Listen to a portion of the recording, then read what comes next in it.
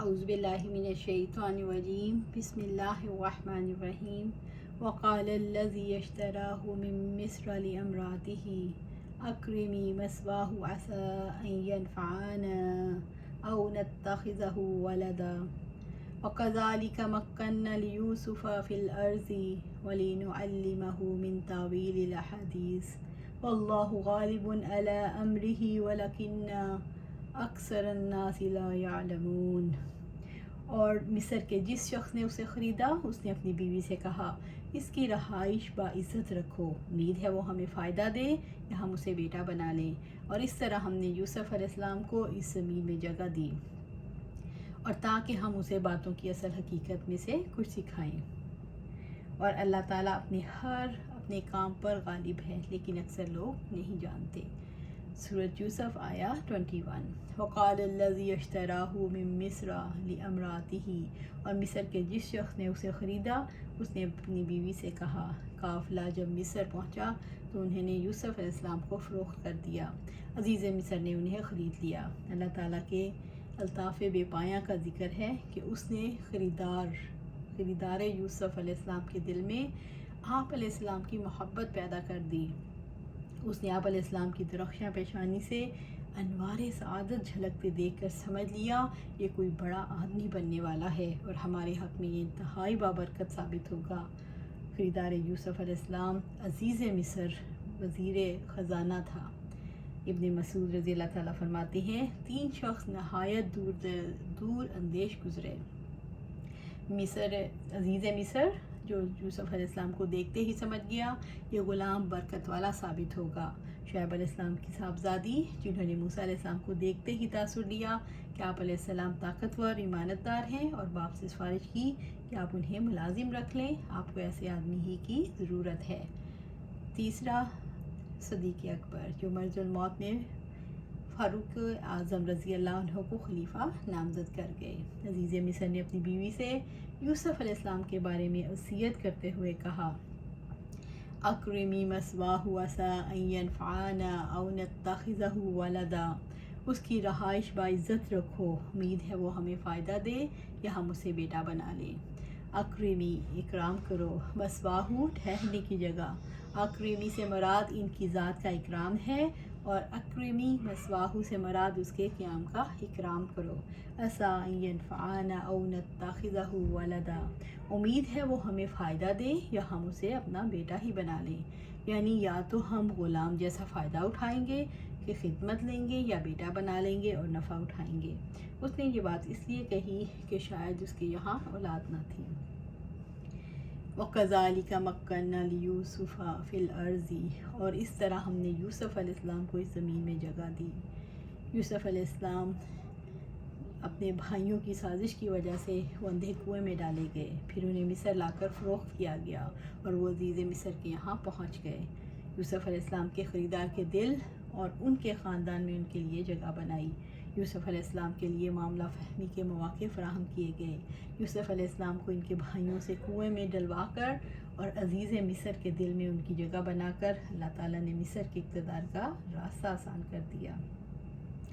وَلِنُعَلِّمَهُ مِن تَأْوِيلِ الْأَحَادِيثِ، اور تاکہ ہم اسے باتوں کی اصل حقیقت میں سے کچھ سکھائیں۔ اس سے مراد ہر معاملے میں صحیح فیصلہ کرنے کی تعلیم، واقعات سے صحیح نتائج اخذ کرنے کی تعلیم، خوابوں کی تعبیر، زندگی کے معاملات کو سکھانے کی تعلیم، یعنی انہیں کوئی شغل اور کوئی ہم و غم لاحق نہ رہا سوائے حصول علم کے، اور یہ چیز ان کے لیے علم الاحکام، علم التعبیر وغیرہ کے حصول کا باعث بن گئی۔ واللہ غالب علی امرہ، اور اللہ تعالیٰ اپنے کام پر غالب ہے، یعنی اللہ تعالیٰ کا ارادہ کوئی نہیں ٹال سکتا، اس کا حکم سب پر نافذ ہے، کوئی اللہ تعالیٰ پر غالب نہیں آ سکتا، وہ سب پر غالب ہے۔ جیسا کہ رب العزت نے فرمایا یقیناً اس کا حکم یہ ہوتا ہے جب وہ کسی چیز کا ارادہ کرتا ہے تو اسے کہہ دیتا ہے ہو جا تو وہ ہو جاتی ہے۔ سورہ یاسین آیا 82۔ وَلَكِنَّ أَكْثَرَ النَّاسِ لَا يَعْلَمُونَ، لیکن اکثر لوگ جانتے نہیں۔ اکثر لوگ اس حقیقت سے ناواقف ہیں کہ اللہ تعالیٰ اپنا کام کر کے رہتا ہے۔ اکثر لوگ یہ نہیں جانتے کہ اس کائنات کے سارے کام اللہ تعالیٰ کے ارادے سے ہوتے ہیں۔ اکثر لوگ یہ نہیں جانتے کہ لوگوں کے چاہنے سے کچھ بھی نہیں ہوتا۔ اکثر لوگ یہ نہیں جانتے کہ اللہ تعالیٰ کو سارے معاملات پر کنٹرول حاصل ہے اور اس کے منصوبے کامیاب ہو کر رہتے ہیں۔ اکثر لوگ اس کی تخلیق کی حکمت، اس کے لطف اور اس کی اس بات کو نہیں جانتے، جو وہ ارادہ کرتا ہے وہ کر لیتا ہے۔ ابن عطیہ نے کہا، اکثر لوگ اس کا علم نہیں رکھتے جو یوسف علیہ السلام کے بھائیوں نے ارادہ کیا اور وہ اللہ تعالیٰ کا ارادہ تھا اور نہ ہوتا۔ اگر اللہ تعالیٰ کا ارادہ اور اس کی تدبیر نہ ہوتی، وہ لوگ نہیں جانتے کہ معاملہ اللہ تعالیٰ کے ہاتھ میں ہے۔ اکثر لوگ اللہ تعالیٰ کے غیب کے بارے میں نہیں جانتے، اس میں کیسے عظیم راز اور نفع مند حکم پوشیدہ ہیں۔ وَلَكِنَّ أَكْثَرَ النَّاسِ لَا يَعْلَمُونَ، اسی وجہ سے ان سے اللہ تعالیٰ کے احکام میں قدریہ کے مقابلے میں افعال سرزد ہوتے ہیں، حالانکہ وہ انتہائی عاجز اور انتہائی کمزور ہیں۔ کوئی مقابلہ کرنے والا اللہ تعالیٰ پر غالب نہیں آ سکتا۔ اللہ تعالیٰ نے اس آیت میں علم کی مدح اور جہالت کی مذمت کی ہے۔ جہاں تک پہلے کا تعلق ہے تو اللہ تعالیٰ نے احسان کے مقام پر علم کا ذکر کیا، جیسا کہ اس نے فرمایا وَلِنُعَلِّمَهُ، اور تاکہ ہم اسے سکھائیں۔ اور جہاں تک دوسرے کا تعلق ہے تو فرمایا وَلَكِنَّ أَكْثَرَ النَّاسِ لَا يَعْلَمُونَ، لیکن اکثر لوگ جانتے نہیں، اور علم اسی کی طرف سے ہے جس کو وہ نہیں جانتے۔ یہ مذمت ہے۔ اور علم دو طرح کا ہے، علم شریعت اور علم حقیقت، اور ہر ایک کی اپنے مقام پر فضیلت ہے۔ آپ صلی اللہ علیہ وسلم سے سوال کیا گیا، اے اللہ کے رسول، کون سا عمل افضل ہے؟ آپ صلی اللہ علیہ وسلم نے فرمایا، اللہ تعالیٰ کے بارے میں علم حاصل کرنا۔ آپ صلی اللہ علیہ وسلم سے پوچھا گیا، کون سے اعمال مرتبے کو بڑھاتے ہیں؟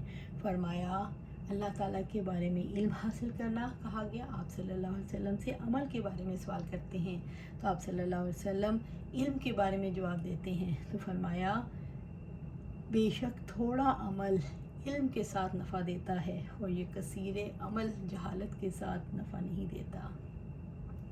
یعنی کہ اگر علم ہو اور اس کے ساتھ تھوڑا سا بھی عمل کیا جائے تو اس سے بہت فائدہ ہوگا۔ اگر علم حاصل نہ ہو، جتنے بڑے بڑے کام بھی کر لیے جائیں، اس سے فائدہ نہیں ہوگا۔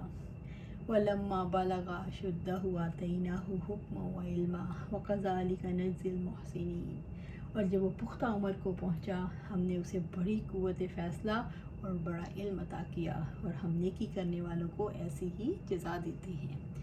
سورۃ یوسف آیہ 22۔ وَلَمَّا بَلَغَ أَشُدَّهُ، اور جب وہ پختہ عمر کو پہنچا، یعنی جب آپ کی عقل مکمل ہوئی، آپ کی نشو و نما تکمیل تک پہنچ گئی، تو ہم نے آپ کو منصب نبوت سے سرفراز فرمایا۔ تکمیل عقل کی مدت سے یہاں 40 سال مراد ہیں، یعنی جب یوسف علیہ السلام اپنے درجہ کمال کو پہنچ گئے اور ان میں یہ صلاحیت پیدا ہو گئی کہ وہ نبوت اور رسالت کا بھاری بوجھ اٹھا سکیں۔ آتیناہ حکما و علما، ہم نے اسے بڑی قوت فیصلہ اور بڑا علم عطا کیا۔ حکم اور علم عطا کرنے سے مراد ایک نبوت یا اس سے پہلے کی دانش مندی، دوسرا ہر معاملے میں صحیح فیصلہ کرنے کی قوت، تیسرا واقعات کے نتائج کو معلوم کرنا، چوتھا زندگی کے معاملات کو اچھی طرح سلجھانا، یعنی انہیں فہم اور علم عطا فرمایا۔ اور علم سے مراد دین کا علم ہے، یعنی ہم نے ان کو نبی، رسول اور عالم ربانی بنایا۔ علم سے مراد دین کی سمجھ ہے، علم سے مراد عمل کرنے کی حکمت ہے۔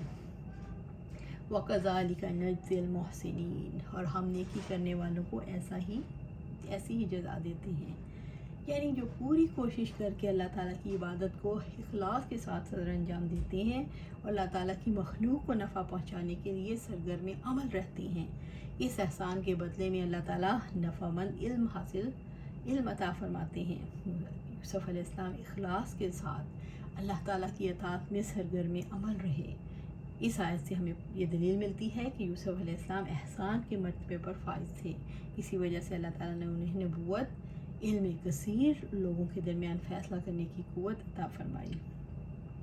اللہ تعالیٰ احسان کرنے والوں کو اسی طرح جزا دیتے ہیں۔ الحمدللہ کہ احسان یعنی حسن عمل کی جزا دنیا میں بھی ملا کرتی ہے، اللہ تعالیٰ حسن عمل یعنی پوری کوشش کے ساتھ اللہ تعالیٰ کی اخلاص سے عبادت کرنے اور مخلوق کو نفع پہنچانے والوں کو علم نافع عطا کرتے ہیں۔ اللہ تعالیٰ حسن عمل کی جزا دنیا میں بھی دیتے ہیں، جیسے رشتہ داروں کے معاملے میں حسن عمل یعنی صلہ رحمی کرنے والے کی عمر اور رزق میں برکت دی جاتی ہے۔ حسن عمل کے نتیجے میں اللہ تعالیٰ کسی کے فہم میں اضافہ فرماتے ہیں۔ حسن عمل کے نتیجے میں بعض اوقات اللہ تعالیٰ اقتدار بھی عطا فرماتے ہیں۔ رب العزت نے فرمایا حل جزاء الاحسان الا الاحسان، نیکی کا بدلہ نیکی ہی ہے۔ سورۃ الرحمن آیہ 60۔ وراودته التي هو في بيتها عن نفسه وغلقت الأبواب وقالت هيت لك قال معاذ الله إنه ربي أحسن مثواي إنه لا يفلح الظالمون۔ اور جس عورت کے گھر میں وہ تھا اس نے یوسف کو اس کے نفس سے بہکایا اور اس نے تمام دروازے خوب بند کر دی اور بولی جلدی آؤ۔ یوسف نے کہا اللہ تعالیٰ کی پناہ، بلا شبہ میرے مالک نے مجھے اچھا ٹھکانہ دیا، یقیناً ظالم فلاح نہیں پاتے۔ سورۃ یوسف آیہ 23۔ وراودته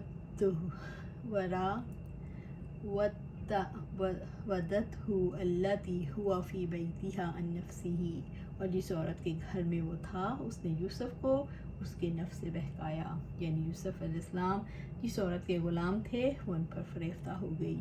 اس کے شوہر نے اسے تاکید کی تھی کہ یوسف علیہ السلام کو عزت اور احترام سے رکھے، وہ یوسف علیہ السلام کے حسن و جمال پر لٹو ہو گئی۔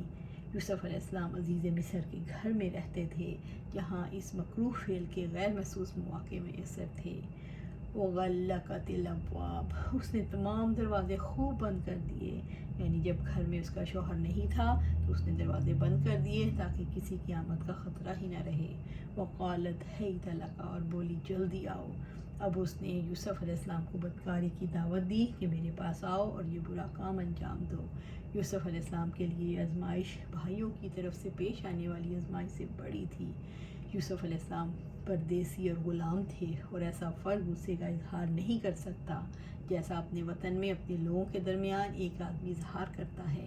وہ عورت حسین تھی اور یوسف علیہ السلام جوان اور غیر شادی شدہ تھے۔ پھر وہ عورت دھمکیاں دے رہی تھی کہ اگر میری خواہش پوری نہ کی تو قید خانے میں بھجوا دے گی۔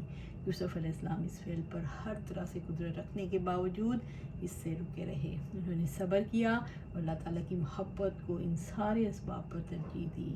جب بھائیوں نے کنویں میں ڈالا تھا تو وہ صبر ایسی حالت میں تھا جبکہ وہ مجبور تھے، اور یہ صبر اختیاری تھا۔ انہوں نے اللہ تعالیٰ کی خاطر اس فعل کو چھوڑ دیا۔ انہوں نے نفس کے ارادے کو جو کہ برائی کا حکم دیتا ہے چھوڑ دیا۔ انہیں اپنے رب کی برہان نظر آئی۔ یوسف علیہ السلام کو اللہ تعالیٰ نے جو علم، فہم اور ایمان عطا کیا تھا اس کی وجہ سے وہ اللہ تعالیٰ کے حرام ٹھہرائے ہوئے سے بچ گئے۔ اللہ تعالیٰ کا دیا ہوا علم، ایمان اور خشیت الہی ہی حق کی برہان تھی جس نے انہیں گناہ سے دور رکھا۔ قال معاذ اللہ، یوسف علیہ السلام نے کہا اللہ تعالیٰ کی پناہ۔ یوسف علیہ السلام نے اس مکروہ فعل سے اللہ تعالیٰ کی پناہ لے لی۔ یوسف علیہ السلام نے اس فعل سے اس لیے اللہ تعالیٰ کی پناہ لی کیونکہ اللہ تعالیٰ اس کا ارتکاب کرنے والے سے ناراض ہو جاتا ہے اور اپنے سے دور کر دیتا ہے۔ انہ ربی احسن مثوایا، بلا شبہ میرے مالک نے مجھے اچھا ٹھکانہ دیا۔ یوسف علیہ السلام اس عورت کی دعوت کو ٹھکراتے ہوئے فرماتے ہیں تمہارا شوہر میرا سردار ہے، اس نے مجھے اچھا مقام دیا اور میں یہ کام کروں، یعنی یہ فعل تو میرے آقا کے حق میں خیانت ہے جس نے مجھے عزت دی، اور میں اس کی بیوی کے ساتھ یہ کام کر کے اس کے احسانات کا ایسا برا بدلا دوں تو یہ بہت بڑا ظلم ہے۔ انہ لا یفلح الظالمون، یقیناً ظالم فلاح نہیں پاتے، یعنی خیانت کرنے والے ظالم ہیں اور ظالم کبھی فلاح نہیں پاتے۔ یوسف علیہ السلام نے تقویٰ کا راستہ اختیار کر کے اپنے آقا کے حق کی رعایت کی اور ظلم سے بچے۔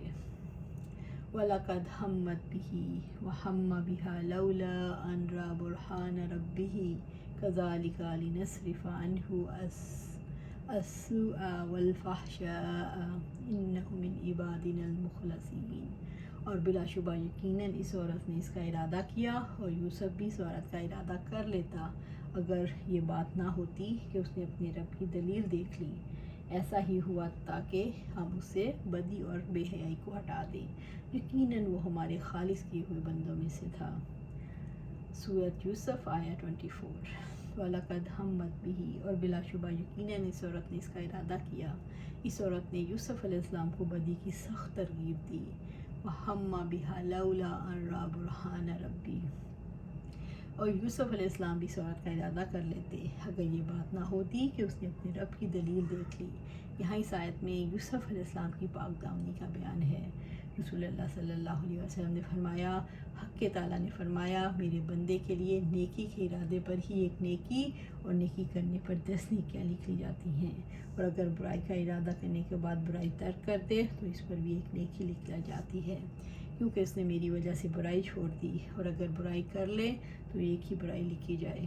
آپ اس کا ارادہ کر لیتے اگر رب کی نشانی نہ دیکھتے، مگر چونکہ آپ نے رب کی نشانی دیکھ لی اس لیے آپ نے اس کا ارادہ نہیں فرمایا۔ اگر وہ اپنے رب کی برہان نہ دیکھ لیتے، برہان سے مراد دین کا علم، ایمان اور خشیت الہی ہے۔ ایمان ہی وہ حق کی برہان تھا جو یوسف علیہ السلام سے اللہ تعالیٰ کے احکامات کی اطاعت اور اس کے نواہی سے اجتناب کرواتا تھا، جیسا کہ ایک اور مقام پر رب العزت نے فرمایا، وَلَوْلَا أَن ثَبَّتْنَاكَ لَقَدْ كِدتَّ تَرْكَنُ إِلَيْهِمْ شَيْئًا قَلِيلًا، اور اگر ہم آپ کو ثابت قدم نہ رکھتے تو بلا شبہ قریب تھا کہ آپ ہی ان کی جانب تھوڑا سا جھک ہی جاتے۔ بنی اسرائیل آیا 74۔ نبی صلی اللہ علیہ وسلم نے حدیث احسان میں فرمایا، ان تعبد اللہ کانک تراہ فإن لم تکن تراہ فإنہ یراک، احسان یہ ہے کہ تم اللہ تعالیٰ کی عبادت اس خشوع و خضوع اور خلوص کے ساتھ کرو کہ گویا تم اس کو دیکھ رہے ہو، اور اگر یہ حالت نصیب نہ ہو تو تم اسے دیکھتے ہو، یہ تو خیال رہے کہ وہ ضرور تمہیں دیکھتا ہے۔ اللہ تعالیٰ کی نگرانی کا شعور اس کو احسان کے مقام پر فائز کرتا ہے۔ مشاہدہ اور مراقبہ ہی حسن عبادت اور حسن عمل کا باعث بنتی ہیں۔ کذالک لنصرف عنہ السوء والفحشاء، ایسا ہی ہوا تاکہ ہم اسے بدی اور بے حیائی کو اس سے ہٹا دیں، یعنی جس طرح ہم نے یوسف علیہ السلام کو اس گناہ سے بچایا، اسی طرح دیگر برائیوں سے بچانے میں بھی مدد کرتے رہے اور انہیں ہر طرح کی برائیوں سے روکتے رہے، کیونکہ آپ ہمارے مخلص اور مختار بندے تھے۔ اللہ تعالیٰ نے یوسف علیہ السلام کو ایمان کی برہان سے نوازا جو ان کے قلب میں جاگزیں تھا، جو ان سے اوامر الہی کی اور نواہی سے اجتناب کا تقاضا کرتا تھا۔ اس پورے معاملے میں جاب واد یہ ہے کہ اللہ تعالیٰ نے یوسف علیہ السلام سے بدی اور بے حیائی کو دور کر دیا، کیونکہ وہ ان بندوں میں سے تھے جو اپنی عبادت میں اخلاص سے کام لیتے، جن کو اللہ تعالیٰ نے چن لیا اور اپنے لیے خالص کر لیا، اور ان پر اپنی نعمتوں کی بارش کر دی اور تمام ناپسندیدہ امور کو ان سے دور کر دیا۔ بنا بری وہ اللہ تعالیٰ کی بہترین مخلوق میں سے تھے۔ نبی صلی اللہ علیہ وآلہ وسلم نے فرمایا، 7 قسم کے آدمیوں کو اللہ تعالیٰ اس دن اپنے سائے میں جگہ دے گا جس دن اس کے سائے کے سوا کوئی سایہ نہ ہوگا۔ انصاف کرنے والا حکمران، تنہائی میں اللہ کو یاد کر کے اشک بہانے والا انسان، وہ آدمی جو مسجد سے نکلتا ہے تو واپسی تک اس کا دل وہیں اٹکا رہتا ہے، اللہ تعالیٰ کی محبت رکھنے والے دوست جو اسی بنیاد پر ملتے ہیں اور اسی حالت میں ایک دوسرے سے رخصت ہوتے ہیں، وہ آدمی جو صدقہ دیتا ہے تو اس قدر پوشیدہ رکھتا ہے کہ دائیں کے دیے کا بائیں ہاتھ کو پتہ نہ چلے، وہ جوان جو اللہ تعالیٰ کی عبادت میں جوانی گزارتا ہے، اور وہ مرد جسے کسی صاحب حیثیت اور صاحب جمال عورت نے دعوت گناہ دی تو اس نے کہہ دیا، میں اللہ تعالیٰ سے ڈرتا ہوں۔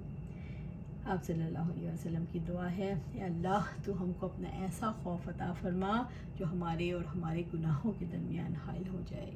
انہ من عبادنا المخلصین، یقیناً وہ ہمارے مخلص کیے ہوئے بندوں میں سے تھا، وہ جنہوں نے اللہ تعالیٰ کی اطاعت کے لیے اپنے آپ کو خالص کر لیا۔ رب العزت نے فرمایا، اس نے کہا، تو تیری عزت کی قسم میں ان سب کو ضرور گمراہ کروں گا سوائے تیرے ان بندوں کے جو خالص کر دیے گئے۔ سورۃ صاد آیا 82 اور 83۔ یقیناً ہم نے انہیں خاص صفت کے ساتھ منتخب کیا تھا جو اصل گھر کی یاد ہے، اور بلا شبہ وہ ہمارے نزدیک یقیناً بہترین برگزیدہ بندوں میں سے تھے۔ آیا سورۃ 7 آیا 46 اور 7۔ عزیز مصر کی بیوی برائی اور بے حیائی سے کیوں نہ بچ پائی؟ عزیز مصر کی بیوی نے اپنی فطرت کو مسخ کر ڈالا تھا۔ اللہ تعالیٰ سے بے خوفی کی وجہ سے اس کے اندر کا الارمنگ سسٹم کام نہیں کر رہا تھا۔ عزیز مصر کی بیوی کا اپنے رب سے تعلق نہیں تھا۔ رب کی مدد سے وہ محروم ہو گئی اور برائی اور بے حیائی میں مبتلا ہو گئی۔ یوسف علیہ السلام نے رب کی برہان دیکھ لی، اس لیے ارادہ نہیں کیا۔ اللہ تعالیٰ نے انسان کو برائی اور بے حیائی سے کیسے دور رکھتے ہیں؟ اللہ تعالیٰ نے ہر انسان کے اندر فطری طور پر برائی اور بے حیائی کی شناخت رکھی ہے، جسے یہاں برہان کہا گیا۔ اسی کو فطری الہام کہتے ہیں۔ اللہ تعالیٰ نے اپنے رسولوں کے توسط سے علم دین عطا فرمایا، ایمان کی حقیقت سمجھائی اور مسلسل تربیت سے تقویٰ کے ایسے مقام پر پہنچایا جس کی وجہ سے برائی اور بے حیائی سے بچنا ممکن ہو جاتا ہے۔ برائی اور بھلائی کی پہچان اور برائی کے موقع پر انسان کے اندر سے کھٹک کا ابھرنا یہ ثابت کرتا ہے انسان کے اندر بڑا مضبوط الارمنگ سسٹم ہے۔ جو لوگ برائی کی کھٹک پر چونک جاتے ہیں، فطرت کی پکار پر یعنی اللہ تعالیٰ کی پکار پر لبیک کہتے ہیں، اپنی فطرت کو زندہ رکھے ہوئے ہیں، ان کے اندر یہ صلاحیت بڑھتی چلی جاتی ہے۔